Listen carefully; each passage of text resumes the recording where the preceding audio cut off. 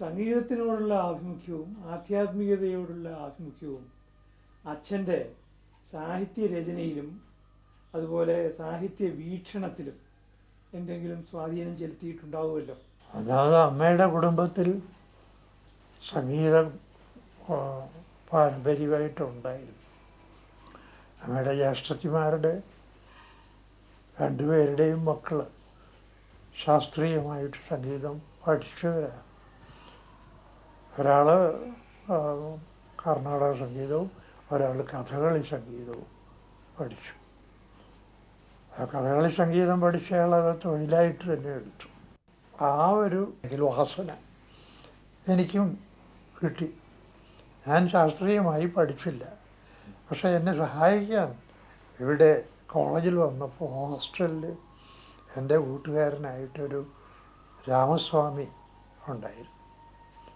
ശാസ്ത്രീയമായിട്ട് അഭ്യസിച്ചു മാത്രമല്ല, ചെറുപ്പത്തിലെ സംഗീത നാടകവും ഭ്രമിച്ച് വീട്ടിൽ നിന്ന് ഒളിച്ചോടിപ്പോയി മധുര തമിഴ് നാടക കമ്പനി ചേർന്ന് കുറേ അഭിനയിക്കുകയും ഒക്കെ ചെയ്തു. പിന്നെ വീട്ടിൽ നിന്ന് ആൾ പോയി പിടിച്ചോണ്ട് വന്ന് ആണ് കോളേജിൽ ചേർത്തത്. ആ രാമസ്വാമി എൻ്റെ കൂട്ടുകാരനായി വന്നു ഹോസ്റ്റൽ. അപ്പോൾ രാമസ്വാമിയിൽ നിന്ന് കുറച്ച് ഞാൻ ശാസ്ത്രീയമായിട്ട് തന്നെ അഭ്യസിച്ചു. ഒരുപാട് കച്ചേരികൾ, പാട്ട് കച്ചേരികൾ കേൾക്കാൻ പോയി. അരിയക്കുടി, ചമ്മൻകുടി, അവരുടെ M T Ramanathan, CS Krishnayyar, Kalyanasundaram, അങ്ങനെ ഒരുപാട് പേര്. പക്ഷേ അതുകൊണ്ട് സംഗീതം ആസ്വദിക്കാനുള്ള കഴിവും കുറേശ്ശെ പാടാനുള്ള കഴിവും കിട്ടി. അത് കോളേജിലും സ്വല്പം പഠിപ്പിക്കുന്നതിൽ പ്രയോജനപ്പെട്ടു.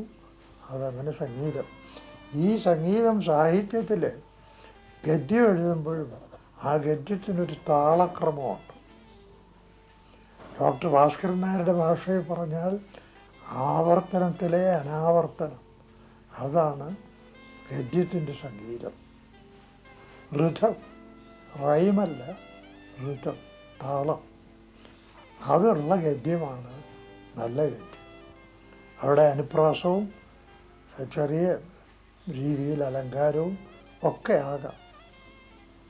അത് അറിയാൻ കഴിഞ്ഞതുകൊണ്ട് ഒരു ഗദ്യത്തിനും ഒരു താളാത്മകത വരാൻ അല്ലെങ്കിൽ ലഭിക്കാൻ ഇടവന്നു. അത് ലഭിച്ചു എന്ന് ചിലർ പറയുന്നു. ഏതായാലും അതാണ് അതിന് ഹേതു, അത് സംശയമല്ല. അച്ഛൻ വേദാന്തി ആയിരുന്നുകൊണ്ട് അദ്ദേഹത്തിൻ്റെ അച്ഛൻ സംസ്കൃത പണ്ഡിതനായിരുന്നു. ആയുർവേദം പോലെ തന്നെ വേദാന്തവും ഇഷ്ടമായിരുന്നു. ഭാഗവതം, ഭഗവത്ഗീത, പഞ്ചദശി, സർവവേദാന്ത സിദ്ധാന്ത സംഗ്രഹമാണ് പഞ്ചദശി. ഈ 3 കൃതികളും മാറി മാറി വായിക്കുന്ന ആളായിരുന്നു. അപ്പം ഇതൊക്കെ വേദാന്ത സംബന്ധമായിട്ടുള്ള കൃതികളായതുകൊണ്ട് ഇത് വായിച്ചിട്ട് അതിനെ പറ്റിയും അച്ഛൻ എന്നോട്, ഞാൻ വലിയ പ്രായമൊന്നുമില്ല എങ്കിലും അന്നും പറയുമായിരുന്നു. അങ്ങനെ പറഞ്ഞും കേട്ടും പിന്നെ ഞാൻ തന്നെ വായിച്ചു. ഞാൻ ഈ വേദാന്തത്തിലോട്ട് താല്പര്യം വന്നു. ഗായത്രി പഠിപ്പിച്ചു. അപ്പോൾ ദിവസം ഒരു 11 തവണയെങ്കിലും ഗായത്രി ചൊല്ലണം എന്ന് പറഞ്ഞു. 11 തവണ ഗായത്രി ചൊല്ലുമ്പോൾ എന്തിനാ അത് ആവർത്തിക്കുന്നത്? ഗായത്രി എന്ന് പറയുന്നത് ഒരു പ്രത്യേകം ഈശ്വരനെ പറ്റി അല്ല, കൃഷ്ണനോ രാമനോ ശിവനോ ഒന്നുമല്ല. അതാണ് ഗായത്രിയുടെ പ്രാധാന്യം. സൂര്യൻ എല്ലാവർക്കും കാണപ്പെട്ട ദൈവം, ആ സൂര്യനെയാണ് ഗായത്രിയിൽ. എന്ന് മാത്രമല്ല, നമുക്ക് സ്വപ്രചോദനം എന്നാണ് പറയുന്നത്.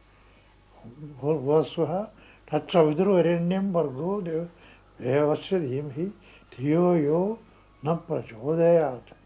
നമ്മളെ പ്രചോദ്യം അതിനെ എടുക്കുകയാണ്, നമ്മളെ കൂടി പ്രചോദിപ്പിക്കുന്നതാണ്, നമുക്ക് കൂടി മനസ്സിന് തെളിച്ചം ഉണ്ടാക്കുന്നതാണ് ഗായത്രി. അത് ദിവസവും ചൊല്ലണം എന്ന് പറയും. അത് ഞാൻ ഇന്നും ചൊല്ലുന്നുണ്ട്, എത്രയോ വർഷമായിട്ട്. മുമ്പ് ശരീരത്തിന് കൂടുതലാവുമ്പോൾ സൂര്യ നമസ്കാരവും ചെയ്തിരുന്നു. ഇപ്പം അത് വയ്യ, അതുകൊണ്ട് സൂര്യ നമസ്കാരം ചെയ്യാൻ വയ്യ.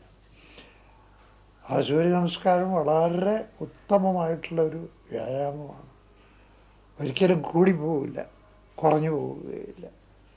അങ്ങനെയുള്ളൊരു ഇപ്പം അതൊക്കെ വിട്ടു, അത് ആ സ്റ്റേജ് കഴിഞ്ഞു എന്നർത്ഥം. അതാണ് ആധ്യാത്മികതയും അനുഷ്ഠാനത്തിൻ്റെയും. ഇത് എഴുത്തിൽ എന്തെങ്കിലും പ്രതിഫലിച്ചിട്ടുണ്ട്? എഴുത്തിൽ ഇതിൻ്റെ ഗുണം എന്താണ് സാഹിത്യത്തിന് എന്ന് ചോദിച്ചാൽ ഗുണമുണ്ട്. പലർക്കും നമ്മളോട് നീരസവും വിദ്വേഷവും ഒക്കെ തോന്നിയെന്നിരിക്കും. നമുക്ക് ആരോടും അങ്ങോട്ട് തോന്നാതിരിക്കുക. ആര് നമ്മളെ ഇങ്ങോട്ട് വിദ്വേഷിച്ചോ നീ ഒക്കെ ഇരുന്നാലും നമുക്ക് ആരോടും വിദ്വേഷം തോന്നരുത്. അതെൻ്റെ ഒരു ഫിലോസഫി ആയിട്ട് ഞാൻ സ്വീകരിച്ചിട്ടുണ്ട്. അവരവർക്ക് പറയാനുള്ളത് പറയട്ടെ, ഞാനെന്തിനാണ് അവരോട് വിരോധിക്കുന്നത്? എനിക്കതുകൊണ്ട് ആരോടും വിരോധമില്ലാതെ അവസാനിപ്പിക്കണം. അത് വാർദ്ധക്യത്തിൽ വിശേഷിച്ച് വളരെ മനസ്സമാധാനം തരും. വെറുതെ രാത്രി ഉറക്കം കളയുന്നതിൻ്റെ ആവശ്യം എനിക്ക് അവനെ ഒരു പാഠം പഠിപ്പിക്കണം, അങ്ങനെ വേണം ഇങ്ങനെ വേണം എന്നൊക്കെ വിചാരിച്ചാൽ രാത്രിയിലത്തെ ഉറക്കം പോവും. അതുകൊണ്ട് അത് കളയാതെ അവനവൻ്റെ തൻ്റെ ഇടം അത് പരിപാലിച്ച് കൊണ്ടുപോവുക. അതായത് ബാലൻസ്. അത് തന്നെയാണ് ഗീത പറയുന്നത്.